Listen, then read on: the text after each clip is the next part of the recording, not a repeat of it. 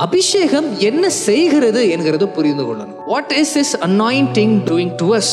நமக்கு என்ன செய்கிறது நமக்காக என்கிறது புரிந்து கொள்ளணும். முதலாவது, அபிஷேகம் வேதத்துல பிரதிஷ்டை செய்கிறது. இட் ஆர்டைன்ஸ். அபிஷேகம் நம்மை பிரதிஷ்டை செய்கிறது முதலாவது. இரண்டாவது, அபிஷேகம் நமக்கு ஒரு அதிகாரத்தை தருகிறது. அத்தாரிட்டி, அதிகாரத்தை தருகிறது இரண்டாவது. மூன்றாவது, அபிஷேகம் அப்படின்னு வரும் பொழுது அது நமக்கு நன்மையை தருகிறது, நன்மையை செய்கிறது. ஒரு மனுஷனுடைய வாழ்க்கையை ஆசீர்வாதமாக அபிஷேகம் மாற்றி விடுகிறது. அபிஷேகம் மூணு விஷயங்களை பிரதானமாய் செய்கிறது. அதுல முதலாவது பிரதிஷ்டை செய்கிறது. நம்மள தனித்து பிரித்து தேவன் அபிஷேகத்தை செய்து நம்ம எடுக்கிறார். அபிஷேகம் வேறு எந்த ஒரு காரியத்திற்குமே இடம் கொடுப்பது இல்லை. It doesn't allow any other thing to enter your life. It guards you, it protects you. Ordination, அபிஷேகம் அப்படின்னு வரும் பொழுது அது ஆர்டினேஷன், பிரதிஷ்டை. இரண்டாவது, அதிகாரம். அபிஷேகம்ன்றதே ஒரு அதிகாரம். அபிஷேகம் இல்லாம ஒரு மனிதனிடத்துல அதிகாரம் இருக்காது. மூன்றாவதாக, அபிஷேகம் என்பதே ஒரு ஆசீர்வாதம்.